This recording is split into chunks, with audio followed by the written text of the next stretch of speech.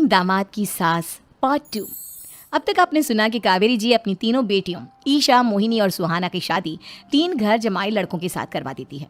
उन्हें लगता है कि ये लड़के शायद घर का कामकाज संभाल लेंगे, लेकिन उनके तीनों घर जमाई बहुत आलसी थे। वो नौकरी भी नहीं करते थे और बाहर का काम भी नहीं। कावेरी जी ने अपनी बेटियों से कहा कि वो प्रेगनेंसी का बहाना बनाकर अपने पतियों को सबक सिखाए। अब सुनिए आगे। मम्मी, आपने जैसा कहा था हमने वैसा ही किया, लेकिन देखिए ना, विवेक का हाल तो वैसा का वैसा ही है। घर में ना सुबह का नाश्ता बनता है और ना खाना। नौकरी पर जाने की बात करूं तो खाने को दौड़ते हैं मुझे। हाँ मम्मी, मैंने भी सुमित को कितनी बार कहा कि अगर नौकरी नहीं करनी तो कोई छोटी सी दुकान ही खोल लो। घर का खर्चा कैसे चलेगा? देखो दोपहर के 12 बजने आए और जनाब अभी तक सो रहे हैं। हाँ मम्मी, ईशा और सुहाना ठीक कहती हैं। अविनाश का भी यही हाल है। जब मैंने अपनी प्रेगनेंसी के बारे में कहा तो मुझसे कहने लगा, अरे दूसरी लड़कियां तो 9-9 महीने तक नौकरी करती है, बस डिलीवरी के टाइम छुट्टी लेती है। मोहिनी, तुम भी नौकरी करो। अब मुझे कहाँ नौकरी मिलेगी? मम्मी बताओ अब मैं क्या करूँ? हे भगवान, क्या सोचकर घर जमाई दामाद लाई थी मैं कि मेरी बेटियां मेरे पास रहेंगी और खुश रहेंगी, लेकिन इन आलसी दामादों ने तो हमारी जिंदगी को भी प्रॉब्लम में डाल दिया है। मैं तो कहती हूँ मम्मी, हम लोग वापस अपनी जॉब पर जाना शुरू कर देते हैं। बता देते हैं इन लोगों को कि हमने प्रेगनेंसी का बहाना किया है। नहीं नहीं बेटा, ऐसी गलती भी मत करना। अगर तुमने ऐसा किया तो इन तीनों की आदत और खराब हो जाएगी। अरे आज नहीं तो कल कभी तो तुम प्रेग्नेंट होगी, तब वापस यही प्रॉब्लम आएगी। तब क्या करोगी तुम तीनों? हाँ मम्मी, आपकी बात तो बिल्कुल सही है। इन लोगों को तो सुधारना ही पड़ेगा। लेकिन कैसे? अपने बच्चों के आने की खबर सुनकर भी इन लोगों पर कोई असर नहीं हो रहा। पैसे कमाने के लिए घर से बाहर निकलना ही नहीं चाहते ये तीनों। अब मेरे दिमाग में एक प्लान आया है। तुम तीनों चिंता मत करो, उन तीनों को बुलाओ, फिर मैं बात करती हूँ। थोड़ी देर बाद कावेरी जी अपने तीनों दामादों को सामने बुलाकर अपनी बात कहना शुरू करती हैं। अविनाश, सुमित और विवेक, देखो बेटा, मैं ना तुम तीनों से बड़ा प्यार करती हूँ, इसीलिए तो तुम्हें घर जमाई बना कर रखा है मैंने। अरे मम्मी जी, सीधे सीधे कहिए ना, क्या बात है? प्यार तो हम भी आपको बहुत करते हैं। अरे मम्मी जी, आपकी इज्जत भी बहुत करते हैं। अरे भैया, आपके जैसी सास और कमाने वाली बीवी सबको मिलती है क्या? हाँ मम्मी, विवेक और सुमित ठीक कह रहे हैं। आपकी बेटी से शादी करके मेरी तो जिंदगी ही अच्छी हो गई है। जानती हूँ मैं, और ये भी जानती हूँ कि तुम तीनों अपने अपनी बीवियों से बहुत प्यार करते हो। बेटा, बात ऐसी है कि हमारे कुल गुरु ने कहा है कि प्रेग्नेंट होने के बाद मेरी तीनों बेटियां शुरू के 4 महीने हमारे गांव में जाकर रहेगी, जहां मेरे चाचा जी रहते हैं। अरे लेकिन क्यों मम्मी, गांव में जाकर रहने की क्या जरूरत है इन तीनों को?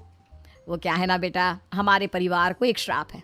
अगर मेरी बेटियों ने यहाँ पर बच्चा पैदा करने की कोशिश की तो उनके बच्चों को कुछ भी हो सकता है। इसलिए अब से लेकर 4 महीने पूरे होने तक इन्हें गाँव वाले घर में रहना पड़ेगा। हाँ तो इसमें प्रॉब्लम क्या है मम्मी जी? हम भी वहाँ जाकर रहेंगे, पिकनिक बनाएंगे। अरे भाई, बीवी जहाँ हम भी वहाँ। हाँ यार, आइडिया तो बहुत अच्छा है। शहर की ज़िंदगी में रह रहकर परेशान हो चुके हैं, अब कुछ दिन गांव में बिताएंगे। तुम लोग समझने की कोशिश क्यों नहीं करते? तुम में से कोई भी वहाँ नहीं जा सकता, और मैं यहाँ रहूँगी ना तुम तीनों के साथ। 4 महीने की तो बात है, उसके बाद ये तीनों ही लौट कर आ जाएंगी। ठीक है मम्मी जी, अब हमारे बच्चों का सवाल है तो ये तो करना ही पड़ेगा। कावेरी अपनी तीनों बेटियों को कुछ दिन के लिए घर से बाहर कहीं दूसरे शहर में रहने के लिए भेज देती है। कुछ दिनों के बाद, अरे मम्मी जी, बहुत दिन से पिज्ज़ा नहीं खाया, मंगवाइए ना। क्या बताऊं बेटा, पहले तो बेटियां खर्चा दे देती थी क्योंकि उनकी नौकरी थी, लेकिन अब तो मेरे पास पैसे ही नहीं बचे। थोड़े बहुत पैसे हैं जो बच्चों की डिलीवरी में काम आएंगे। लेकिन मम्मी जी, आपकी बेटियों को वापस आने में तो अभी बहुत वक्त बाकी है। वही सोच सोच कर परेशान हो रही हूँ। सोच रही हूँ कल से दूध भी बंद करवा देती हूँ। अब दूध वाले को देने के लिए पैसे भी तो नहीं है ना। अरे नहीं नहीं मम्मी जी, अगर दूध भी बंद करवा दोगी तो मुझे चाय कहाँ से मिलेगी? और चाय के बिना मैं तो मर ही जाऊंगा। क्या करूं बेटा, इसके अलावा हमारे पास कोई ऑप्शन नहीं है। मेरे पास पैसे ही नहीं बचे। इस तरह कावेरी जी धीरे धीरे अपने तीनों दामादों को पैसे देना बंद कर देती हैं और घर में खाने पीने की चीज़ें लाना भी बंद कर देती है। अब वो तीनों बुरी तरह से परेशान होने लगे थे, और इसलिए एक दिन तीनों प्लान करके घर से बाहर निकलते हैं। और बाजार में जाने के बाद, यार अच्छा खाना खाए हुए कितने दिन हो गए, पता नहीं कब अच्छा खाना मिलेगा। हमारी बीवियों के जाने के बाद तो हमारी हालत भिखारियों जैसी हो गई है यार। कुछ भी हो, मुझे तो आज पिज्ज़ा खाना ही खाना है। जेब में 1 रुपया नहीं है और पिज्ज़ा खाएगा, कहाँ से आएंगे पैसे? अरे देख, वहाँ सामने बोर्ड पर क्या लिखा हुआ है, कंप्यूटर पर काम करने के लिए एक आदमी की आवश्यकता है। भाई मैं तो जा रहा हूँ, काम करूँगा और शाम तक पैसे लाकर आराम से पिज्ज़ा खाऊंगा। जा जा, तुझे कोई काम नहीं देने वाला, हम तो घर जा रहे हैं। चल भाई सुमित। सुमित और अविनाश वहाँ से चले जाते हैं और विवेक उस कंप्यूटर शॉप पर सारा दिन काम करके 5,000 रुपये कमा कर घर लौट कर आता है और अपने खाने के लिए अच्छी अच्छी चीज़ें भी लेकर आता है। ये देखकर विवेक और सुमित के दिल में भी कुछ पैसे कमाने की इच्छा जागती है। अरे सुबह सुबह कहाँ चल दिए तुम? मम्मी जी एक बहुत अच्छी जगह मिली है। कंप्यूटर पर काम करने के 5,000 मिले थे कल मुझे। अगर रोज काम करूंगा तो पूरे 40,000 की तनख्वाह। अरे वाह, ये तो बहुत अच्छी बात है दामाद जी, आपको जाना ही चाहिए। सुमित और अविनाश विवेक को इस तरह तरक्की करते देखकर परेशान हो जाते हैं और वो दोनों भी काम की तलाश में निकल पड़ते हैं। धीरे धीरे उन दोनों को भी काम मिल जाता है। अब कावेरी के तीनों दामाद छोटी मोटी नौकरी करके अच्छा पैसा कमाने लगे थे। एक दिन कावेरी उन्हें अपने पास बुलाती है। अरे वाह, विवेक 40,000 कमा लेता है, अविनाश 60,000 और सुमित तुम भी 40,000 के आसपास कमा ही लेते हो। कुल मिलाकर तुम अच्छे खासे पैसे कमा रहे हो बेटा। हाँ मम्मी जी, बहुत मजा आता है जब महीने के एंड में मोटी रकम हाथ में आती है। पूछिए मत मम्मी जी, घर में रहकर रोटी बना बना कर और तो जैसा महसूस होने लगा था मुझे तो। हाँ बेटा, तुम तीनों की बात तो बिल्कुल ठीक है। और जानते हो, अब तुम तीनों की पत्नियां भी वापस लौट कर आने वाली है। लेकिन मम्मी जी अभी तो उन्हें गए सिर्फ 2 महीने हुए हैं। आपने तो कहा था वो 4 महीने के बाद लौट कर आएंगी।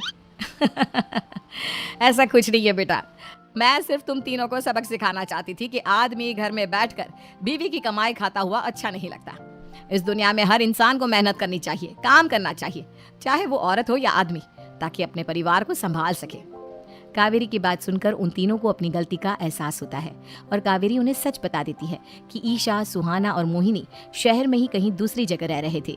शाम के वक्त उन तीनों की पत्नियां लौट कर आ जाती है और कावेरी जी का परिवार एक खुशहाल परिवार की तरह रहने लगता है। 3 बहनों की लालची भाभी करिश्मा, रेशमा और मनीषा 3 बहनें हैं। उनका एक भाई भी है, मयंक। मयंक अपनी बहनों को बहुत प्यार करता है, लेकिन मयंक की पत्नी सविता इस मामले में मयंक से बिल्कुल ही अलग है। वो अपनी ननदों का जितना बुरा कर सकती है उतना बुरा करती ही रहती है और अपनी ननदों पर हुक्म भी चलाती है। करिश्मा, करिश्मा, तुमने अभी तक नाश्ता नहीं बनाया? तुम्हारे भैया को ऑफिस जाने में देर हो रही है। हाँ भाभी, बस अभी बनाती हूँ। करिश्मा, तुम ये ढीलापन छोड़ दो, कल को पराये घर जाना है। वहाँ अगर तुम इस तरह से काम करोगी तो लोग क्या कहेंगे कि माँ ने और भाभी ने कुछ सिखाया नहीं। और तुम्हारी दोनों बहनें कहाँ है? रेशमा मार्केट गई है और मनीषा सो रही है। क्या? सुबह के 8 बज रहे हैं और ये महारानी अभी भी सो रही है? ये कहते हुए सविता अपनी सास दुर्गा देवी के पास जाती है। माँ जी, देख रही हो अपनी बेटियों के तौर तरीके? क्या हुआ बहू, सुबह सुबह क्या कर दिया मेरी बेटियों ने? अरे एक तो अभी अभी उठकर किचन में गई है, दूसरी सुबह सुबह बाहर चली गई और तीसरी अभी तक सो रही है। क्या करूं मैं इन तीनों का, मैं तो परेशान हो गई हूँ। जा जाकर उठा उसे और रेशमा से मैं बात करती हूँ। सविता सीधा मनीषा के कमरे में जाती है और उससे कहती है, महारानी जल्दी उठो, सूरज सर पर आ गया है। भाभी थोड़ी देर और सोने दो ना, मैं रात को लेट सोई थी। वो क्या ना यूनिट टेस्ट चल रहे हैं। शराफत से उठती है या नहीं, या फिर पानी की भरी बाल्टी डालूं तेरे ऊपर? नहीं नहीं भाभी, मुझे बिस्तर में नहीं नहाना, उठती हूँ मैं। मनीषा जल्दी से उठकर बाथरूम में चली जाती है। सभी आराम से बैठकर नाश्ता कर रहे होते कि तभी रेशमा बाजार से हाथ में सामान लिए आ जाती है। रेशमा को देखते ही सविता उस पर बरस पड़ती है। लो, आ गई महारानी। ऐसा भी क्या सामान लाना था जो सुबह आंख मलते ही बाजार की तरफ रवाना हो गई?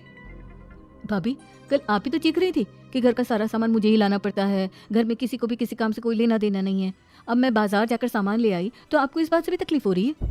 देख रही हो माँ जी, अपनी बेटी की जुबान कैंची से भी तेज चलती है। और मयंक, आप तो कुछ कहेंगे नहीं अपनी लाडली बहन को। रेशमा, अपनी भाभी से ऐसे बात नहीं करते, चलो माफी मांगो। भैया, मैं क्यों माफी मांगू? आप भाभी से बोलिए ना कि हम पर कम हुक्म चलाया करे। हम इस घर की बेटियां हैं और आपकी पत्नी की ननद है, नौकरानी नहीं। लो कर लो बात, इनकी भलाई के लिए कुछ भी बोलो तो इन्हें बुरा लग जाता है। इस घर में यही इज्जत है मेरी। देख लो माँ जी, आपकी बेटी किस लहजे में मुझसे बात कर रही है। सविता वहाँ से चली जाती है। मयंक को बहुत गुस्सा आता है, वो भी वहाँ से चला जाता है।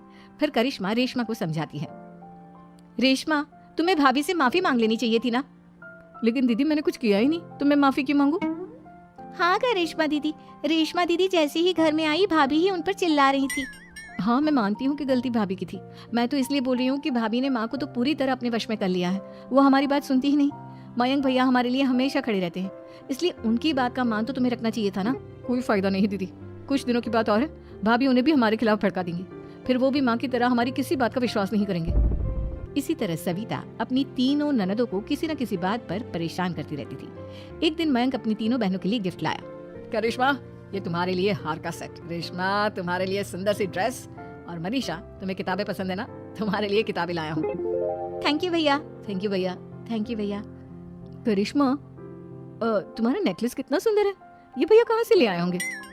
मैंने भैया को 3 दिन पहले फोन पर ये डिजाइन दिखाया था और आज भैया ये ले आए। सविता तो अपनी ननदों के गिफ्ट्स देखकर जल गई, और करिश्मा का नेकलेस तो उसे भी बहुत पसंद आया था। अपनी बहनों के लिए कितना अच्छा नेकलेस लेकर आए हैं, मुझे कभी कोई गिफ्ट नहीं दिया, मैं आज ही ये हार चुरा लूंगी। रात में सविता करिश्मा का हार चुरा लेती है, और इसी तरह उसे अपनी ननदों की जो भी चीज अच्छी लगती वो उसे मांगती नहीं, बल्कि रात के अंधेरे में चुरा लेती। इसी तरह दिन बीतते गए, और सविता ने मयंक के दिल में भी उसकी बहनों के लिए नफरत पैदा कर दी। एक दिन मयंक ने करिश्मा और रेशमा के लिए रिश्ता देखा, और ये बात उसने घर में सबको बताई। माँ, करिश्मा और रेशमा के लिए बहुत अच्छा रिश्ता आया है, वो लोग कल इन्हें देखने आ रहे हैं, आप और सविता मिलकर सारी तैयारी कर लेना। ये सुनकर करिश्मा और रेशमा खुश हो जाती हैं, लेकिन सविता सोचती है, अगर इन दोनों बहनों की शादी हो गई तो घर और बाहर का काम कौन करेगा? मनीषा तो 1 नंबर की कामचोर है, उससे तो किसी बात की उम्मीद लगाना ही बेकार है, मुझे इस शादी को रोकना होगा। अगले दिन सभी लड़के वालों के स्वागत की तैयारी करने में लगे होते हैं। तभी मयंक अपनी बहनों से आकर कहता है, तैयार हो गई तुम दोनों? देखो दोनों लड़के बहुत अच्छे हैं, मैं कोई कसर नहीं छोड़ना चाहता, इसलिए तुम उनके सामने अच्छे से बिहेव करना, और अपनी भाभी से लड़ने मत लग जाना। करिश्मा, तुम वो नेकलेस पहन लो ना जो मैं तुम्हारे लिए लाया था। भैया, मैं बहुत देर से वो नेकलेस ढूंढ रही हूँ, लेकिन मुझे मिल ही नहीं रहा। क्या तुमने नेकलेस खो दिया? तुम्हें पता भी है वो कितना महंगा था, तुम कोई काम ढंग से नहीं कर सकती। मयंक गुस्से में वहां से चला जाता है। थोड़ी देर बाद लड़के वाले भी आ जाते हैं, वो दोनों बहनों को पसंद कर लेते हैं और रिश्ता पक्का हो जाता है। लेकिन सविता के दिमाग में तो कुछ और ही खिचड़ी पक रही थी। वो पंडित जी के पास करिश्मा की कुंडली लेकर जाती है और उन्हें पैसे देकर करिश्मा की कुंडली बदलवा देती है। जब लड़के वालों के पास करिश्मा की कुंडली जाती है तो वो दुर्गा को फोन करते हैं। बहन जी, हमने करिश्मा की कुंडली अपने पंडित जी को दिखाई थी। आपकी बेटी की कुंडली नहीं बल्कि दोषों का पिटारा है। देखिए, मैं और मेरे पति इन सब बातों में बहुत विश्वास करते हैं, इसलिए हम आपकी बेटी से अपने बेटे की शादी नहीं करा सकते। इस तरह करिश्मा का रिश्ता टूट जाता है और सभी घर वालों को बहुत दुख होता है। अब कविता सोचती है, चलो करिश्मा का तो रिश्ता टूट गया, अब रेशमा का भी रिश्ता तोड़ना है, क्या करूं क्या करूं। अब सविता आवाज बदलकर किसी अननोन नंबर से रेशमा के होने वाले ससुराल में फोन करती है। हेलो, मैं कौन हूँ कौन नहीं ये आपके लिए जानना जरूरी नहीं, बस इतना सुन लो कि रेशमा का 2 साल से किसी के साथ अफेयर चल रहा है। बस रेशमा का रिश्ता तोड़वाने के लिए सविता का इतना कहना काफी था। अब रेशमा का भी रिश्ता टूट गया। मयंक और दुर्गा देवी ने रेशमा को खूब खरी खोटी सुनाई और उससे बार बार उस लड़के के बारे में पूछने लगी। आप दोनों मुझे क्यों परेशान कर रहे हो? अरे कोई लड़का होगा मेरी लाइफ में तो मैं बताऊंगी ना, जब कोई है ही नहीं तो कहाँ से लाऊं मैं कोई लड़का? तो तेरे होने वाले ससुराल वालों को फोन किसने किया था? माँ, मैं नहीं जानती किसने फोन किया था, मैं सच कह रही हूँ। मैं तो पहले ही कह रही थी इसकी लगाम खींच कर रखो, लेकिन मेरी सुनता ही कौन है। आप चुप रहिए भाभी, ये सब आपका ही किया धरा है। अब तीनों बहनों को विश्वास हो जाता है कि ये सब उनकी भाभी ही कर रही है। तीनों बहनें अपनी भाभी को सबक सिखाने के लिए एक वकील कर लेती है और घर में हिस्सा मांगना। देखो भैया, माँ बाप की जायदाद में जितना बेटों का हक होता है उतना ही बेटियों का, इसलिए इस घर के 4 हिस्से होंगे और हमें अपना हिस्सा चाहिए। मैंने तुम्हारे लिए क्या क्या नहीं किया और तुम इस घर में हिस्सा मांग रही हो? भैया, आप और माँ हम बहनों की कोई बात नहीं सुनते हो, और भाभी हमारी शादी नहीं होने देगी क्योंकि उन्हें लगता है कि आप हमारी शादी में ज्यादा पैसा लगाओगे और उन्हें हम जैसी फ्री की नौकरानी कहाँ मिलेगी। तो हम भाभी के साथ तो रह नहीं सकते, हम बहनों को अपना हिस्सा चाहिए। अरे तुम्हें शर्म आनी चाहिए अपनी भाभी पर ऐसा इल्जाम लगाते हुए, वो तुम्हारे बारे में कितना सोचती है। हाँ माँ, भाभी हमारे बारे में बहुत सोचती है, दिन रात बस यही सोचती रहती है कि किस तरह से अपनी तीनों ननदों को परेशान करूं, और कभी मुझे पढ़ने भी नहीं देती। दोनों बहनों का रिश्ता भी तो इन्होंने ही तोड़वाया है और रात में हमारे कमरे में आकर हमारी चीजें भी चुराती हैं। इसी तरह सविता की तीनों ननदें अपनी बात पर अड़ी रही। अब कोर्ट में तारीख भी शुरू हो गई। जब सविता को लगा कि उसकी तीनों ननद इतनी आसानी से नहीं मानने वाली, तो उसने अपने पति और सास को सारी सच्चाई बता दी और अपनी तीनों ननद से माफी मांगी। मयंक और दुर्गा को भी अपनी गलती का एहसास हो गया। अब सविता खुद करिश्मा और रेशमा के लिए अच्छा रिश्ता ढूंढती है और उनकी शादी करवाती है। रील्स वाली बहू। प्रज्ञा को रील्स बनाने का बड़ा ही क्रेज है और वो दिन भर रील्स बनाती रहती है, खाते पीते घूमते फिरते, घर में कॉलेज में। रील्स बनाने के कारण प्रज्ञा पूरे कॉलेज में हाईलाइटेड है।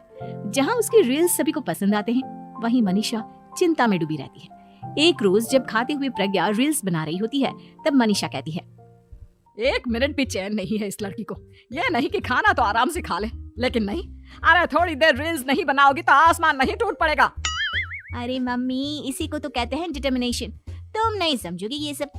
ए भगवान, इस लड़की को सद्बुद्धि दे। जब देखो तब टेढ़ा बाका मुंह बनाती रहती है। मनीषा की बात का प्रज्ञा पर जरा भी असर नहीं होता और वो खाते खाते रील्स बनाती रहती है। दिन बीतने लगते हैं और देखते देखते प्रज्ञा का कॉलेज भी खत्म हो जाता है। आए दिन कोई ना कोई मनीषा को प्रज्ञा की शादी करवाने का सुझाव दे जाता है। सब ठीक ही कहते हैं, प्रज्ञा की शादी कर देनी चाहिए। अपने घर के कामकाज में व्यस्त हो जाएगी तो खुद ही ये रील्स और नाच गाना बंद हो जाएगा। मनीषा और प्रेम प्रज्ञा के लिए एक अच्छा लड़का ढूंढने लगते हैं और तभी विकी का रिश्ता प्रज्ञा के लिए आता है, जिसने प्रज्ञा को उसकी रील्स देखकर पसंद कर लिया था। अगले दिन विकी अपने माता पिता के साथ प्रज्ञा के घर पहुंच जाता है और प्रज्ञा साड़ी पहने हाथों में चाय की ट्रे लिए उनके सामने आती है। जब विकी को पसंद है तो हमें भी बहू पसंद है। बहन जी, आप बारात की तैयारी कीजिए। एक बार लड़का लड़की अकेले में बात कर ले तो अच्छा रहेगा। हाँ हाँ, क्यों नहीं। मनीषा विकी को प्रज्ञा के कमरे में भेजती है, जहां प्रज्ञा पहले से ही रील्स बना रही होती है। तभी विकी कहता है, आ गए आपके साजन जी। हमारे साथ ये रील्स कंप्लीट करती तो और भी अच्छा रहता। अच्छा जी, अब आ ही गए हैं तो बना ही लेती हूँ आपके साथ। दोनों मिलकर रील्स बनाते हैं। जब वी मीट और तुरंत पोस्ट भी कर देते हैं। फिर विकी कहता है, जब आप साड़ी में चाय लेकर आई तब मुझे लगा कि कहीं मैं गलत घर में तो नहीं आ गया। अब सही है। दोनों की शादी पक्की हो जाती है और शादी के दिन भी प्रज्ञा रील्स बनाने से चूकती नहीं। यहाँ तक कि बारात के समय भी नाचते हुए रील्स बनाती है। सभी लोग प्रज्ञा की तारीफ के पुल बांध देते हैं और प्रज्ञा नाचती गाती अपने ससुराल चली जाती है।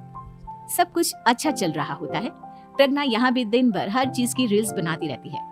लेकिन कुछ दिनों के बाद जब सुनीता कहती है, बहू, ये रील्स के साथ साथ कुछ काम भी कर लिया करो। वैसे तुझे और क्या क्या बनाना आता है? मम्मी जी, वैसे तो सब कहते हैं कि मैं सब कुछ अच्छा बनाती हूँ, लेकिन मुझे लगता है कि मैं मैगी अच्छा बना लेती हूँ। हाँ, कॉफी भी अच्छा बना लेती हूँ और मुंह तो सबसे अच्छा बना लेती हूँ। हैं? अच्छा अच्छा। सुनीता अपना माथा पकड़ लेती है और कहती है, बहू, कुछ खाना बनाना भी सीख लेती।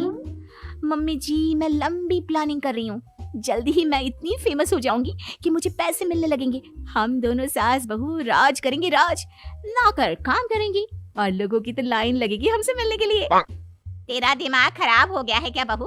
हंसी मजाक तक ठीक है, लेकिन इस तरह घर नहीं चलते। जितना जल्दी हो इस घर के तौर तरीकों को सीख लो। प्रज्ञा मुंह घुमाकर चली जाती है और तुरंत उसी वक्त एक रील बनाती है। ये देख सुनीता का गुस्सा 7वें आसमान पर चला जाता है और विकी के घर आती ही सुनीता उसे सब कुछ बताती है। विकी भी अब प्रज्ञा की इन हरकतों से परेशान हो जाता है। तुम टेंशन मत लो मम्मा, मैं देख लूंगा। विकी कमरे में जाता है तो देखता है कि प्रज्ञा रील्स बना रही है। विकी बड़े ही प्यार से प्रज्ञा से कहता है, प्रज्ञा, इन सब के लिए मैं तुम्हें मना नहीं कर रहा हूँ, लेकिन फिर भी हर वक्त तो ये अच्छा नहीं लगता ना। समझने की कोशिश करो, मुझे भी तुम्हारा थोड़ा वक्त चाहिए।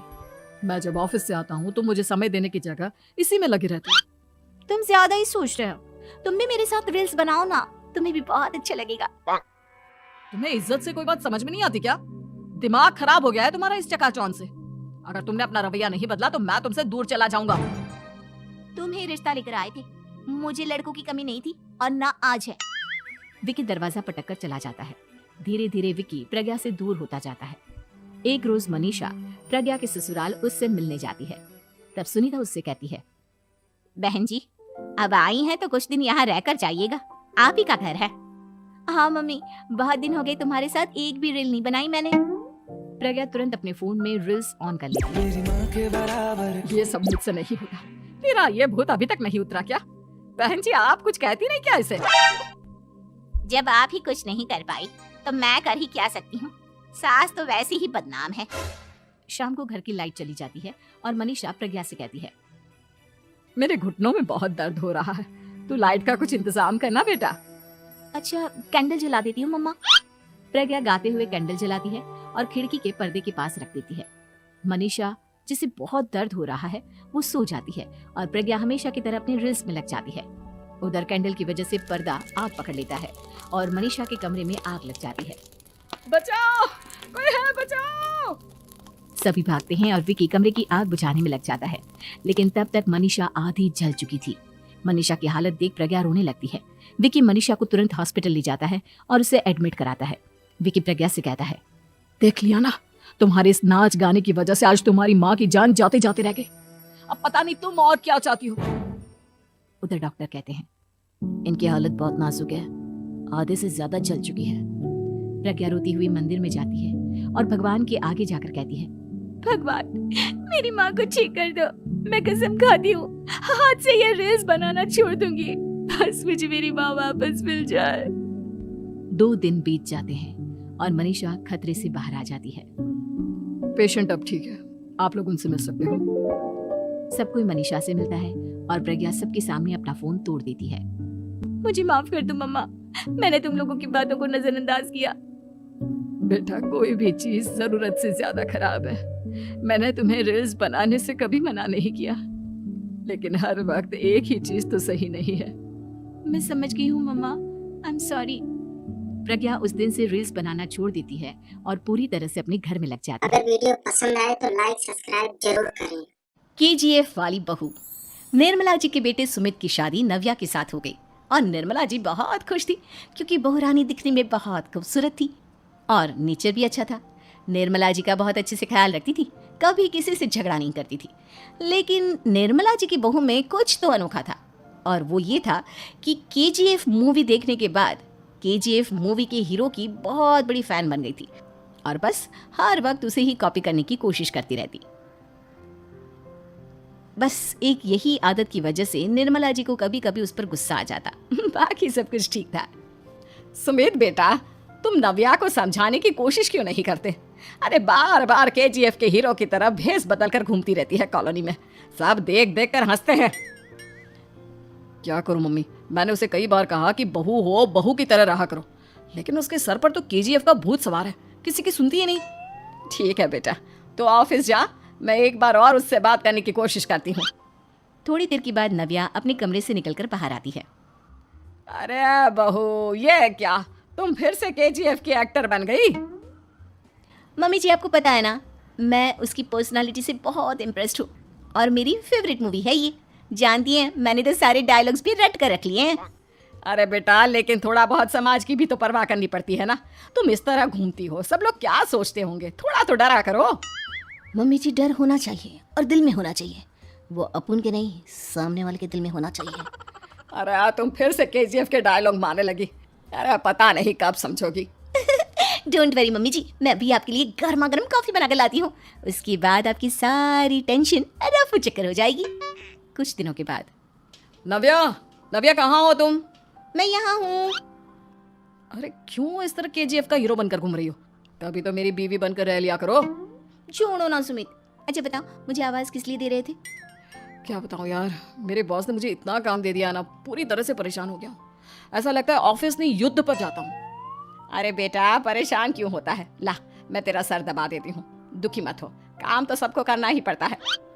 लेकिन मम्मी, ऑफिस में आजकल बहुत काम रहता है, थक जाता हूँ मैं। जानता है बेटा, जब तू छोटा था ना, तो मैं ऑफिस और तुझे संभालने का सारा काम करती थी, तब मुझे भी ऐसा ही लगता था। लेकिन कुछ दिनों के बाद सब ठीक हो जाएगा बेटा। सही कह रही है मम्मी जी, तुम अपने आप को ऑफिस में काम करने की वजह से योद्धा समझते हो, लेकिन जानते हो, इस दुनिया में सबसे बड़ा योद्धा एक माँ होती है। अरे ये डायलॉग तो मैंने कहीं सुना है। जरूर सुना होगा, KGF फिल्म का डायलॉग, भला किसने सुना नहीं होगा। हे भगवान, कोई मेरी बीवी के सर से KGF का भूत उतार दे। कुछ दिनों के बाद, नव्या, सुमित ऑफिस चला गया, एक काम करते हैं, हम दोनों मार्केट चलते हैं, मुझे कुछ शॉपिंग करनी थी। ठीक है मम्मी जी, मैं अभी तैयार होकर आती हूँ। थोड़ी देर बाद नव्या फिर से KGF फिल्म के हीरो की तरह गेटअप रखकर आ जाती है। अरे तुम फिर से ये बन गई। चलिए ना मम्मी जी, आप जानती है ना, मुझे ऐसे रहना बहुत पसंद है। प्लीज प्लीज प्लीज मम्मी जी। अच्छा ठीक है, चलो। मार्केट में निर्मला जी को उनकी एक सहेली मिलती है। अरे निर्मला, ये तुम किसे साथ में लेकर घूम रही हो? लगता है फिल्म का हीरो निकलकर तुम्हारे साथ आ गया है। मेरी बहन, क्या बताऊं, ये फिल्म का हीरो नहीं है। अच्छा, ये तुम्हारा बेटा होगा, बहुत दिनों से देखा नहीं ना, इसलिए पहचान नहीं पाई मैं। अरे नहीं नहीं, मेरी पूरी बात तो सुनो। ये मेरी बहू है नव्या। है, लेकिन दिखने में तो ये बिल्कुल केजीएफ के एक्टर की तरह नजर आ रही है। हाँ वो क्या है ना, इसे इसी तरह रहना पसंद है। क्या बात है बहू, शहर में इस तरह घूम रही हो, तुम्हें बिल्कुल भी अजीब नहीं लगता? लोग तुम्हारे बारे में क्या कहेंगे? आंटी जी, जो शहर में रहने आता है ना, वो उसके बारे में सीखता है, और जो राज करने आता है ना, वो शहर को अपने बारे में सिखाता है। और मैं इस शहर को अपने बारे में सिखा रही हूँ। अरे ऐसा ही कुछ तो केजीएफ पिक्चर के हीरो ने भी बोला था ना अपनी फिल्म में। ये हुई ना बात, सही पहचाना आपने, केजीएफ फिल्म के हीरो का ही डायलॉग है ये। निर्मला जी और नव्या को मार्केट में शॉपिंग करते करते शाम हो जाती है, और शाम को घर लौटते वक्त एक सुनसान सड़क पर अचानक से एक चोर उनके सामने आकर खड़ा हो जाता है। चुपचाप अपना सारा रुपया माल पैसा मुझे दे दो। क्यों दे दे पैसे? तुमने दिए क्या सामान खरीदने के लिए? ओए चुप कर। और इस तरह बहुरुपया बनकर क्यों घूम रहा है? अरे घूम रहा नहीं, घूम रही है, बहू है ये मेरी। लेकिन देखने में तो तुम्हारा बेटा जैसा लगता है। वैसे कुछ भी कहो, बेटा है बड़ा हैंडसम। अरे चुप कर, कहा ना बेटा नहीं, बहू है मेरी, बहू है। अच्छा ठीक है, तो ऐसे कहता हूँ, तुम्हारी बहू बहुत हैंडसम है। ओए मिस्टर चोर, ज्यादा बातें बनाने की जरूरत नहीं है, चुपचाप यहाँ से निकलो, तुम्हें कुछ नहीं मिलने वाला। ऐसी बात है? एक मिनट रुको, ये देखो मेरे हाथ में गन है ना, गन, तुम दोनों का भेजा उड़ा दूंगा। नव्या लपक कर वो गन चोर से छीन लेती है। ट्रिगर पे उंगली रखने वाला हर कोई शूटर नहीं होता, और उनकी औकात उनको चाहने वालों के अलावा और कोई समझ नहीं सकता। क्या बोले रे? ये लाइन तो मैंने कहीं सुना है। अरे सुना होगा, जरूर सुना होगा, क्योंकि केजीएफ फिल्म तो सबने देखी है ना।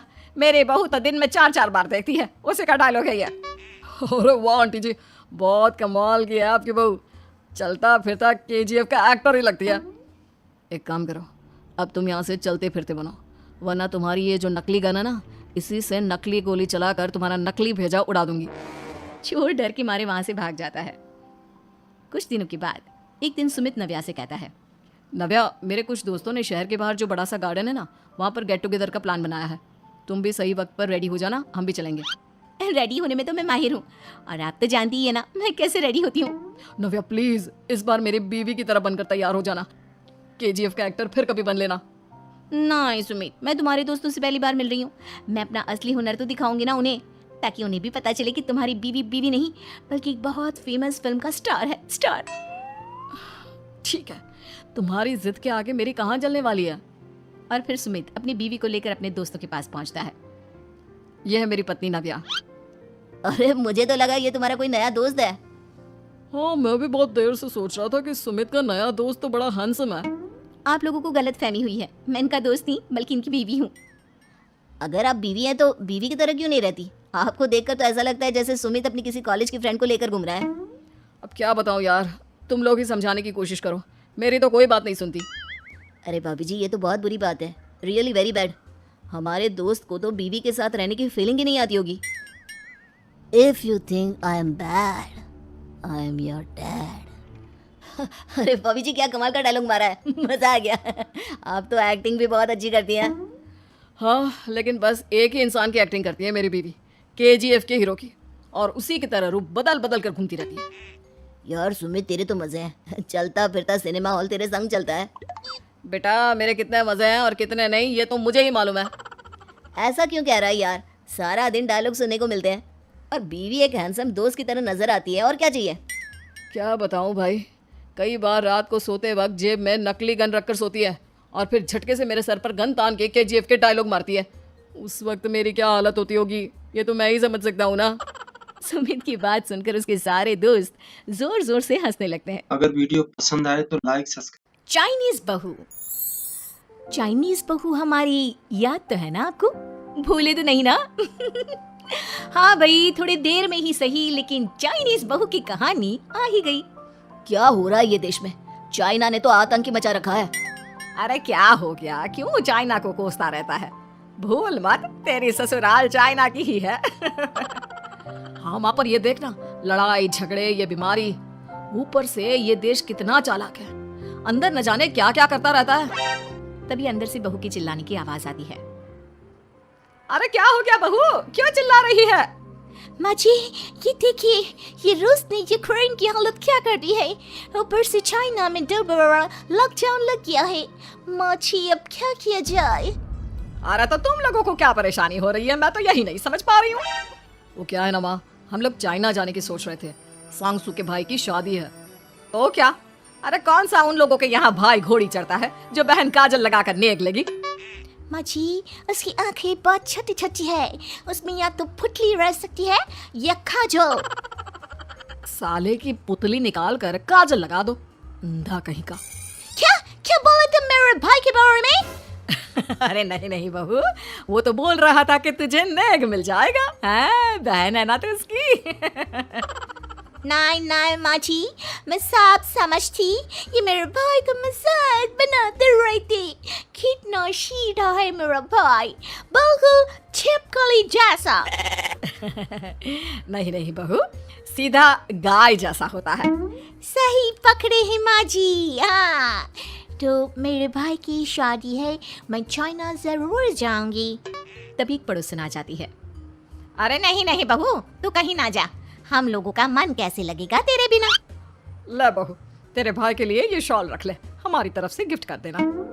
अरे सब कितने अच्छे हैं, मेरी चाइनीज बहू को कितने प्यार से तुम लोगों ने एक्सेप्ट कर लिया। सच में बड़ी भाग्यशाली हूँ मैं। कैसी बात कर रही है, ये तो हम लोगों के देश की खूबसूरती है कि हर किसी को दिल से अपना लेते हैं, बस वो भी दिल से हमें अपना समझे। कैसी बात कर रही है आंटी जी, मेरे लिए आप सब सासू माँ जैसी ही हैं। मुझे भारत बहुत अच्छा लगता है, ये सबसे अच्छा देश है, मेरा भारत महान। वैसे भी लड़के की शादी जहाँ होती है वो तो वहीं की हो जाती है ना। जीती रे बहू, सही बोल रही है। औरत तो होती ही पानी की तरह है, जो जहाँ जैसे रखे वैसे ही शेप ले लेती है। आंटी जी, ये थोड़ा सा ज्यादा हो गया, समझ नहीं आया। नो प्रॉब्लम, मैं चाय बना कर लाती हूँ। फिर क्या, वो दिन भी आ जाता है जब बेटे बहू को चाइना जाना पड़ता है। वहाँ जाकर बहू का भाई कहता है, मेरे बहन आ गए, मेरे बहन आ गए। मैंने सबको बोला कि सब हिंदी में बात करेंगे, नहीं तो बहन नाराज हो जाएगी।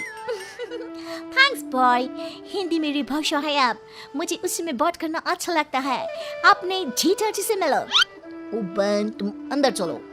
सभी बहू को अंदर लेकर चले जाते हैं, लेकिन सांगसू का पति, वो तो बेचारा चाइना के ससुराल के आंगन में अकेला खड़ा रहता है। काफी देर तक जब कोई उसे नहीं पूछता तो वो माँ को घर पर फोन करता है। हाँ बेटा, पहुँच गए ना कुशल मंगल?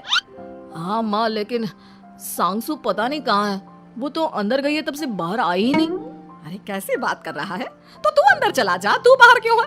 अरे दामाद है तू वहाँ का, उन लोगों ने तुझे बिठाया, चाय पानी कुछ नहीं पूछा? नहीं ना माँ। तभी सामने से सांगसू आती है। क्यों आप अभी तक तैयार नहीं हुए? और ये बैग लेकर क्यों कमरे से बाहर आए? इसे वहीं रख देते। कमरा? कौन सा कमरा? अरे कैसी बात कर रही हो, जब से तुम अंदर गई हो मैं बाहर ही तो खड़ा हूँ। बहू को बहुत हैरानी होती है और गुस्सा भी आता है। तभी उसका भाई और माँ आ जाते हैं। और सांगसू, अंदर खाना लग गया है। पहले ये बताओ कि मेरे पति को किसी ने खाना या पानी क्यों नहीं पूछा? वो भारत से ससुराल पहली बार आया है, वो भी मेरे कहने पर। उनकी इज्जत क्यों नहीं की? देख बेटी, तूने जबरदस्ती जिद में शादी की थी तो हम लोगों ने कर दी, लेकिन अब तुम ये सोचो, पूरी चाइना में मैं इस इंडियन को अपना दामाद बताऊं? So sorry. हाँ सांगसू, और तुम भी चुप रहना, नहीं तो वो लोग मेरी शादी तोड़ देंगे। ओह, ऐसी बात है, कोई बात नहीं, मैं बाहर होटल में रह लेता हूँ, तुम वही करो जो ये लोग चाहते हैं। कैसी बात कर रहे हो? शादी के बाद पति जैसा भी हो, जो भी हो, पति होता है। वैसे भी तुम्हारे पूरे परिवार ने, सबने बिना सोचे मेरा साथ दिया, मुझे एक्सेप्ट किया, प्यार किया। मैं अपने देश में आपको अकेला कैसे छोड़ सकती हूँ? ये हिंदी फिल्म का ड्रामा बंद करो, मैं अब ये बर्दाश्त नहीं करूँगी। चुपचाप अंदर चलो, नहीं तो ये शादी वादी यहीं खत्म करके इसे अकेला ही इंडिया जाना पड़ेगा। कैसी बात कर रही हो माँ, ये मेरे पति हैं। नहीं था, हम लोगों ने यहाँ वकील को बुला लिया है, जिसके बाद अब तेरा तलाक खड़ा के हम यहाँ के चाइनीज लड़के से तेरी शादी करा देंगे। अरे कैसी बात कर रहे हो, हम तो यहाँ तुम्हारी शादी के लिए आए थे। नहीं नहीं, मैं सांगसू के बिना नहीं रह सकता हूँ। हाई वोल्टेज ड्रामा होने के बाद से ही सारा माहौल खराब हो जाता है कि तभी एक लड़की आती है। मैंने सारा इंतजाम कर दिया है। सांसू की शादी का मंडप परसों लग जाएगा। तब तक इसके पति को कमरे में बंद कर देते हैं। सभी सांसू के पति का हाथ बांधकर उसे कमरे में बंद कर देते हैं। ये क्या कानूनी है? हम लोग मेरे पति के साथ ऐसा नहीं कर सकते हैं। मैं किसी से शादी नहीं करूंगी, ये साफ बात है। पहले मैं अपनी शादी करूं, फिर तेरी भी शादी करवा दूंगा। सब कुछ तय हो जाता है। भाई की शादी हो जाती है। फिर वो दिन भी आ जाता है जब सांसू की शादी वो लोग जबरदस्ती करने के लिए उसे मंडप पर ले जाते हैं। ऐसा मत करो, ये मेरी बीवी है। मैं किसी से शादी नहीं करूंगी। कैसे नहीं करेगी शादी? शादी तो तेरा बाप भी करेगा। हो मैं करूंगा शादी। प्लीज कोई मेरी शादी किसी अच्छा औरत से करवा दे। चुप, बिल्कुल चुप। फिर माँ सांसू और उसके पति से कहती है, तुम लोगों का बच्चा मेरी कैद में है। अगर तुम लोगों ने कोई भी होशियारी की तो मैं इस बच्चे को मार दूंगी। दोनों माँ का रूप देखकर हैरान हो जाते हैं। बच्चे की खातिर दोनों शांत हो जाते हैं और शादी की रस्में शुरू हो जाती है कि तभी सांसू की सास पुलिस के साथ आ जाती है। माँ, सरसू माँ आ गई, मेरी माँ आ गई। माँ प्लीज हम लोगों को बचाकर वापस ले चलो। पुलिस सभी को गिरफ्तार कर लेती है। बेटी के बच्चे को मारने की धमकी तो कोई चुड़ैल ही दे सकती है। अरे तो ये चुड़ैल ही तो है। ये सही बोल रहे हैं, ये औरत किसी चुड़ैल से कम नहीं है। तभी उन लोगों का बच्चा भी आकर सांसू के गले लग जाता है। माँ तू सही समय पर आ गई, लेकिन तुझे कैसे पता चला कि यहाँ ये सब हो रहा है? बेटा, ये चाइनीज लोग ना होते ही धोखेबाज हैं। इन लोगों पर मुझे भरोसा नहीं था, इसलिए मैंने तेरे फोन को हमेशा के लिए मेरे फोन से अटैच कर दिया था, जिससे तेरे आसपास होने वाली सारी बात मैं सुनती रहूं। उस दिन भी मेरी तेरी बात हो रही थी तो तेरा फोन ऑन था। मैं सब समझ गई थी। मुझे माफ कर दो। नहीं, बिल्कुल नहीं। चलिए माँ जी, इंडिया वापस चलते हैं। आज के बाद मैं यहाँ कभी नहीं आऊंगी। अगर वीडियो पसंद आए तो लाइक सब्सक्राइब। जलन। ममता बहुत ही सीधी और प्यारी लड़की थी। वहीं सुनील एक सरल और आगे बढ़ने की सोच रखने वाला लड़का। सुनील, बेटा सुनील कहाँ है? अरे जरा एक गिलास पानी तो दे दो। हाँ माँ अभी आया। क्या माँ, पानी तेरे सर के पास ही तो रखा है। क्या हो गया है, तबीयत खराब है क्या? अरे नहीं, वो उठने का मन ही नहीं कर रहा था तो देखा ही नहीं। वैसे क्या कर रहा है? यहाँ बैठ ना मेरे पास। माँ पढ़ रहा था। वो क्या है ना, नौकरी में तो वक्त नहीं मिलता, अब ऑफिस से घर आकर ही तो वक्त मिलता है। अच्छा ठीक है, पढ़ ले जा बेटा। सुनील पढ़ लिख कर और आगे बढ़ना चाहता था, लेकिन माँ की तबीयत खराब देखकर सोचता है कि शादी ही कर ले। कब तक माँ का ख्याल वो अकेले रख पाएगा? तो एक दिन, माँ ये ममता है, मैंने इससे शादी कर ली है। तुम्हारी तबीयत भी ठीक नहीं रहती तो मैंने सोचा शादी कर लेता हूँ। घर संभालने वाली और तुम्हें संभालने वाली कोई आ जाएगी तो अच्छा रहेगा। माँ अचानक से सामने बहू देखकर हैरान रह जाती है। बेटा ये क्या बात होती है? न बैंड, न बाजा, न दहेज, न शगुन, ऐसा कैसे बहू आ गई? माँ तू तो जानती है मैं नौकरी के साथ पढ़ाई कर रहा हूँ, तो कहाँ से इतना पैसा बचा पाता कि धूमधाम से शादी करता। वैसे भी माँ लोग तो आकर खाकर निकल जाएंगे, इसलिए बस वैसे ही। माँ जी, मैं आपका ख्याल रखूंगी। वैसे भी ये आगे की पढ़ाई कर रहे हैं, अच्छा कुछ कर गए तो सबके दिन फिर से अच्छे आ जाएंगे। सास को ममता की बात ठीक तो लगती है, लेकिन मन में कहीं ना कहीं लगता है कि कहीं बहू बेटे को लेकर फुर्र ना हो जाए और फिर तो वो रह जाएगी अकेली। बेटा देख, मेरा जो कुछ भी है वो सुनील ही है, और सुनील का भी अब इस दुनिया में मैं ही हूँ और कोई नहीं। क्या सुनील? बिल्कुल माँ, लेकिन आज से ममता भी मेरे जीवन का अहम हिस्सा है, जैसे तू है। सास को बड़ा बुरा लगता है कि उसकी सल्तनत में कोई और हिस्सेदार कैसे हो सकता है। कैसे कोई और उसके 30 साल के बेटे की जिंदगी में अचानक से आकर बराबर का हिस्सेदार बन सकता है। देख बहू, मैं भले थोड़ा बीमार रहती हूँ, लेकिन इसका मतलब यह नहीं कि घर की चीज़ों में मेरा कंट्रोल खत्म हो गया है। मैं आज भी इस घर की रानी हूँ, समझी? बेटा सोचता है कि ये माँ को अचानक से क्या हो गया। कल तक जो माँ कहती थी कि जिंदगी का कोई भरोसा नहीं, वो अचानक से जंग के मैदान की झांसी की रानी कैसे बन गई? माँ क्या हो गया है? सब ठीक है ना? अचानक कैसी बात कर रही हो? ममता का आज पहला दिन है, स्वागत करो उसका। आसपास की आंटियों को बुलाओ, नई दुल्हन की मुंह दिखाए करवाओ। खैर, सास होने का फर्ज निभाती है और बाद में एक सहेली के साथ बाहर निकल जाती है। क्यों री, बताया नहीं कि बेटे का ब्याह कर रही हो? वैसे तो सारा दिन हम ही में घुसी रहती हो। अरे मुझे भी तो अभी पता चला, यूं अचानक सर पर लेकर आ गया। कहता है बहू है माँ तुम्हारी, अब इसको भी इतना ही मैं प्यार करता हूँ जितना तुझे करता हूँ। लो जी, ये क्या बात होगी? क्यों इतना प्यार करता है? अरे माँ का प्यार तो ज्यादा होता है। अब उसको तो कोई दूसरा पति मिल सकता है, लेकिन तुम ही बताओ, क्या माँ की ममता किसी और की हो सकती है? ना जी ना, बेटे को समझाओ ये बात। अरे क्या समझाऊं, मुझे तो खुद ही समझ में नहीं आ रहा कि क्या हो रहा है। जो बेटा कल तक माँ माँ करता था, अचानक से बीवी बीवी का राग आलाप रहा है। देखा, उसकी बीवी ना सुंदर और जवान है। सुंदरता के आगे तो एक से एक नहीं टिके, तो तेरा बेटा किस खेत की मूली है? सास को भी समझ में आ जाता है कि बहू की सुंदरता के आगे माँ का प्यार किसी काम का नहीं। उधर बीवी, ए जी, अम्मा जी सहेलियों को छोड़ने गई थी, अभी तक आई नहीं, हम देख आए क्या? अरे रहने दो ना, आ जाएंगी। कहाँ जाएगी, उनकी आदत है, एक बार जाती है तो पूरी पंचायत खत्म करके ही आती है। अच्छा ही है, खाना वाना खा कर गई होगी। छोड़ो ना, घूमेगी तो खाना पचेगा, नहीं तो ऐसे ही खाट पकड़ लेगी। बहू भी शांत हो जाती है। उधर सास सोचती है कि आज थोड़ा देर से ही घर जाती हूँ, जब बेटा परेशान होकर ढूंढेगा तब मजा आएगा। बीवी को खुद ही पता चल जाएगा कि माँ के आगे उसकी दाल नहीं गलेगी। लेकिन वहीं दूसरी ओर घर पर, ए जी, माँ जी अभी भी नहीं आई, हमको तो घबराहट हो रही है कि क्या करें, जाकर पता करें किसी के घर। अच्छा, कहाँ जाओगी ये भी बता दो। पहला दिन है तुम्हारा इस घर में और एक ही दिन में मोहल्ला छानोगी क्या? हाँ तो आप भी तो नहीं जा रहे हैं ना, हमको फिक्र हो रही है। अरे यार, ये रोज का है अम्मा का, खाओ और सो जाओ। बस फिर क्या था। बेटा बहू खाना खाते हैं और कमरे में सोने चले जाते हैं। उधर जब सास को कोई देखने नहीं आता तो वह हार कर घर आ जाती है, जहाँ वो देखती है कि सारे घर की लाइट्स बंद है। सास को गुस्सा आता है, बहू, ममता बहू कहाँ हो? लेकिन सारे दिन की थकी बहू को ऐसी नींद आती है जैसे किसी ने भांग की गोली खिला दी हो।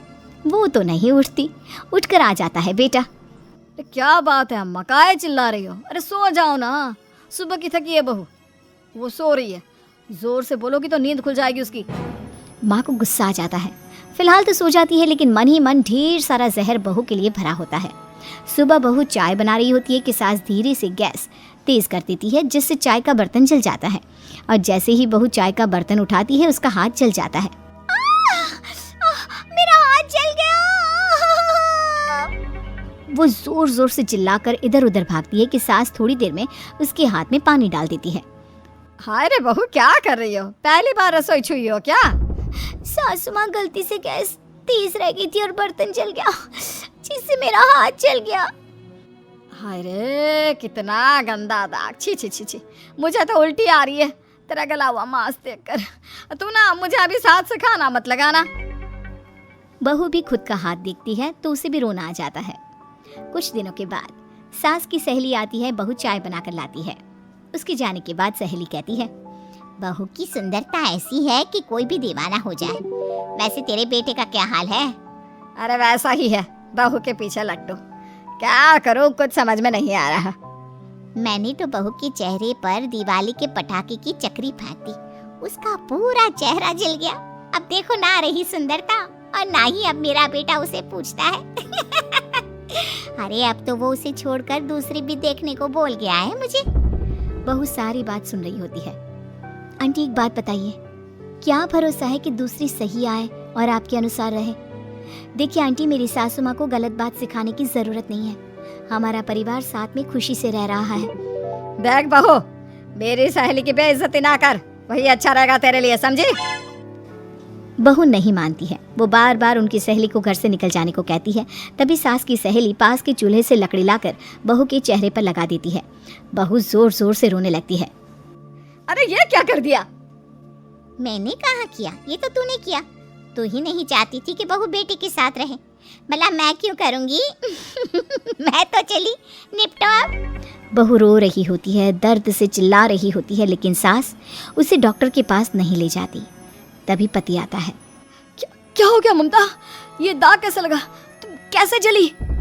ममता कुछ नहीं कहती, बस दर्द से करा रही होती है। पति माँ की तरफ देखता है। हो ना हो माँ, ये पक्का आपका काम है। आप ही ममता से जला करती थी ना।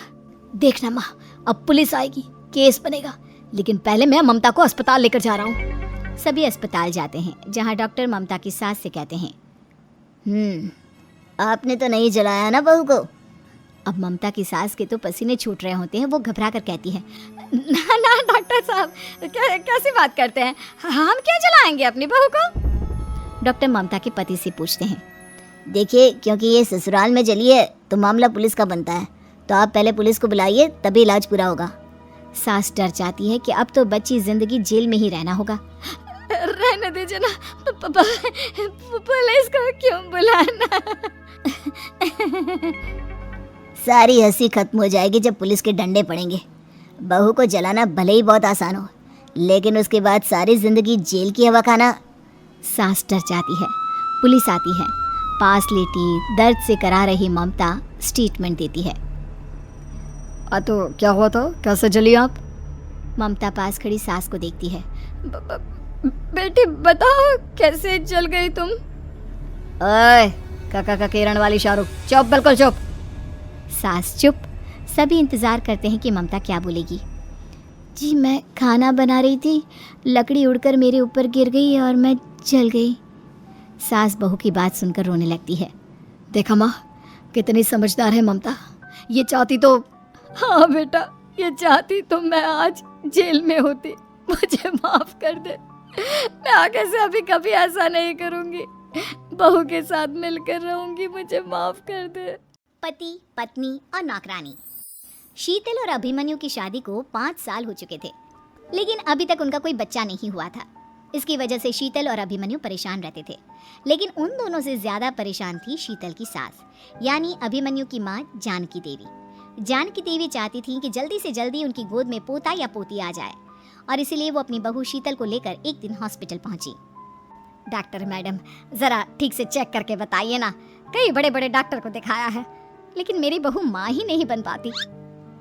मैंने शीतल को बहुत अच्छे से चेकअप किया है। देखिए, बात यह है कि शीतल के अंदर माँ बनने की कैपेसिटी नहीं है। ये आप क्या कह रही हैं डॉक्टर साहब, कोई तो इलाज होगा ना, कोई दवाई दे दीजिए।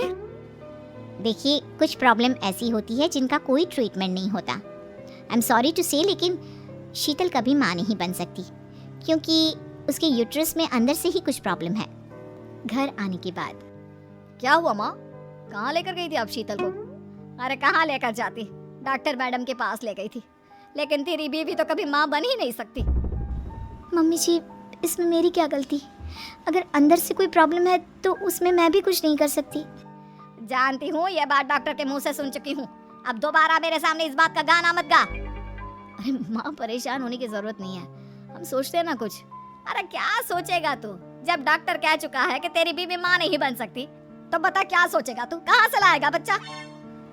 माँ, ये तो मैं भी नहीं जानता। अभिमन्यु, क्यों ना हम अनाथ आश्रम से एक बच्चा गोद ले आए। क्या फर्क पड़ता है बच्चा हमारा हो या गोद लिया हुआ। आई बड़ी बातें बनाने वाली, क्या फर्क पड़ता है।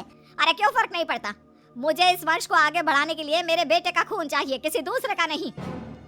लेकिन माँ, आप जानती हैं कि ये अब पॉसिबल नहीं है। मैं कुछ नहीं जानती, मैं किसी पराये की औलाद को इस घर में अपना पोता या पोती बन के बढ़ता हुआ नहीं देख सकती। मेरा वंश मेरे बेटे के खून से ही आगे बढ़ेगा। लेकिन मम्मी जी, ऐसा कैसे हो पाएगा। आप अच्छी तरह जानती है ना, मेरा और अभिमन्यु का बच्चा नहीं हो सकता। तो मैं अपने बेटे की दूसरी शादी करवाऊंगी और अपनी दूसरी बीवी से ये मुझे बच्चा पैदा करके देगा। ये आप क्या कह रही हैं माँ, मैं किसी और से शादी नहीं करने वाला। मेरे रहते हुए आप अभिमन्यु की शादी किसी और से करवाएंगी। मम्मी जी, आप ऐसा कैसे कर सकती हैं। तो बस देखती जा बहू, मैं ऐसा कैसे कर सकती हूँ। कुछ दिनों के बाद। अभिमन्यु, मैंने तेरे लिए लड़की ढूंढ ली है।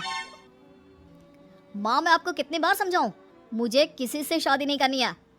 पहले मेरी बात सुन, ये जो चमेली है ना, हमारे घर में काम करने आती है, वो तुझसे शादी करने के लिए तैयार है। मम्मी जी, आप अभिमन्यु की शादी एक नौकरानी के साथ करवाएंगी। वो इसलिए क्योंकि चमेली दिखने में बहुत खूबसूरत है, बच्चा भी सुंदर ही होगा। मम्मी जी, लेकिन एक बच्चे के लिए अपने बेटे की शादी नौकरानी के साथ करवाना, क्या ये सही है। अगर अभिमन्यु ने शादी नहीं की ना, तो मैं अपनी जान दे दूंगी। अब देख लो, अगर तुम्हें अपनी माँ की जान प्यारी है तो तुम्हें इस नौकरानी के साथ शादी करनी ही होगी। इस तरह जानकी देवी अपने बेटे अभिमन्यु की शादी नौकरानी चमेली के साथ करवा देती है। कुछ दिनों के बाद। नौकरानी से मालकिन बन के तो मजा आ गया। अब तो मैं इस घर की मालकिन हूँ। देखो, अपने आप को ज्यादा मालकिन समझने की कोशिश मत करो। एक बार तुम्हारा और अभिमन्यु का बच्चा इस दुनिया में आ जाए, उसके बाद तुम इस घर से हमेशा के लिए चली जाना। अरे जाओ जाओ, किसी और के आगे बातें बनाना। एक बच्चा तो पैदा नहीं कर सकी, बढ़िया आई। जाओ जाकर मेरे लिए कॉफी बना कर लाओ। नौकरानी मैं हूँ या तुम? मम्मी जी देखिए ना, शीतल मुझसे किस तरह से बात कर रही है। शीतल, तुम्हें पता है ना चमेली प्रेग्नेंट है, मेरे बेटे के बच्चे की माँ बनने वाली है। वो जैसा कहती है वैसा करो। लेकिन मम्मी जी वो मुझे नौकरों की तरह ट्रीट कर रही है। अरे तो करेगी ना, वैसे भी बहू तुम हो किस काम की, एक बच्चा तो पैदा नहीं कर सकती। जाओ अब घर के सारे काम करो और चमेली को आराम करने दो। थैंक यू मम्मी जी, भगवान आपका भला करे। आप नहीं होती तो मैं नौकरानी से महारानी कैसे बनती। देखो, तुम्हें जो चाहिए सब मिलेगा। खूब खाओ पियो, मजे की जिंदगी जियो, लेकिन बस मुझे एक बच्चा पैदा करके दे दो। कुछ दिनों के बाद, मम्मी बच्चे के लिए आपने मेरी शादी चमेली के साथ करवा तो दी, लेकिन दिन और रात का चैन मिट गया है। सारा दिन शीतल और चमेली की बहस चलती रहती है। अब शीतल को इस घर में रखने से क्या होगा, मैं तो कहती हूँ उसे घर से निकाल दो, है भी किस काम की। मैं ऐसा नहीं कर सकता माँ, वो मेरी पत्नी है, उससे बहुत प्यार करता हूँ मैं। तुम्हारी पत्नी चमेली है, चमेली उससे प्यार करो। अरे तुम्हारे बच्चे को जन्म देने वाली है वो। अभिमन्यु, मैं खुद ही इस घर से चली जाती हूँ। वैसे भी अपने ही घर में नौकरों की तरह रहकर परेशान हो चुकी हूँ। घर की नौकरानी मेरे ऊपर हुक्म चलाती है, वो तुम्हारी पत्नी बन चुकी है। अब मेरा इस घर में क्या काम। अभिमन्यु के बार बार रोकने पर भी शीतल उस घर से चली जाती है। कुछ दिनों के बाद चमेली एक बच्चे को जन्म देती है। भगवान ने मेरी सुन ली, मेरे बेटे का घर भर गया, उसका अपना बच्चा इस दुनिया में आ गया। मम्मी जी बच्चे को हाथ लगाने से पहले मेरी एक शर्त तो सुन लो। तुम कहना क्या चाहती हो चमेली? आपकी मम्मी को बहुत शौक था ना अपने पोते को खिलाने का। अब देखो, इस दुनिया में हर चीज की कोई ना कोई कीमत तो होती है। तुम अपनी आधी प्रॉपर्टी मेरे नाम कर दो, बच्चा तुम्हारे नाम। अरे लेकिन मैंने अपने बेटे से तुम्हारी शादी करवाई है, अब ये सौदेबाजी कहाँ से आ गई? जो औरत अपनी बहू को घर से निकाल कर एक नौकरानी के साथ अपने बेटे की शादी करवा दे, वो तो सौदेबाजी कर ही सकती है ना। उसका कैसे भरोसा कर सकते हैं। मुझे बस आप लोगों की प्रॉपर्टी चाहिए, उसके बाद ही बच्चे को आप हाथ लगा सकते हैं। मैंने कहा था ना मम्मी, आप गलत कर रही हैं। देखिए उसका नतीजा आपके सामने है। जब शीतल को पता चलता है कि अभिमन्यु और चमेली का बच्चा दुनिया में आ गया है, तो वो अपने घर पहुंचती है। अभिमन्यु, कहाँ है आपका बच्चा? क्या मैं उसे देख सकती हूँ? कुछ भी मत पूछो शीतल, माँ की हुई एक गलती हम लोगों पर भारी पड़ रही है। वो नौकरानी अपनी औकात पर आ गई है और अब हमसे अपनी आधी प्रॉपर्टी मांग रही है, वो भी बच्चे के बदले में। एक बात कहूँ अभिमन्यु, आप उसे कुछ भी देने से मना कर दो। अरे कैसी बात कर रही हो, मेरे बेटे की औलाद है उसके पास, ऐसे कैसे मना कर दे? मम्मी जी वो अभिमन्यु का बच्चा नहीं है, वो चमेली और उसके बॉयफ्रेंड का बच्चा है। ये तुम क्या कह रही हो शीतल? ये देखिए वीडियो, चमेली और उसका बॉयफ्रेंड आपस में बातें कर रहे हैं कि उन दोनों ने मिलकर आपको बेवकूफ़ बनाया है और अब इस बच्चे के बदले आपसे प्रॉपर्टी भी हड़प लेंगे। हे भगवान, ये मुझसे क्या हो गया? ना तो बच्चा मिला और अपने बेटे की नौकरानी के साथ शादी करवा दी सो अलग। अब क्या होगा? मुझे माफ़ कर दो शीतल, मेरी वजह से तुम्हें बहुत तकलीफ हुई है। अभिमन्यु, मैंने कहा ना, उस नौकरानी को उसके बच्चे सहित इस घर से बाहर निकाल दो। लगता है मेरे अभिमन्यु का बाप बनने का सपना अधूरा ही रह जाएगा। अभिमन्यु, अपनी मम्मी से कहो कि परेशान ना हो। आपको याद है एक बार हम एक IVF सेंटर गए थे, मैंने फिर से वहाँ जाकर बात की थी और आपको पता है इस बार मैं प्रेग्नेंट हूँ, क्योंकि हमने वहाँ पर प्रोसीजर करवाया था जिसकी वजह से मैं प्रेग्नेंट हो गई थी। और इस बात का पता मुझे बस कुछ महीने पहले ही लगा है। हमारा बच्चा इस दुनिया में आने वाला है अभिमन्यु। मुझे माफ़ कर दो शीतल बहू, मुझसे बहुत बड़ी गलती हो गई। कोई बात नहीं माँ, लेकिन अब हमें उस धोखेबाज नौकरानी को इस घर से बाहर निकालना है और इस घर की मालकिन को वापस घर लाना है, वो भी अपने बच्चे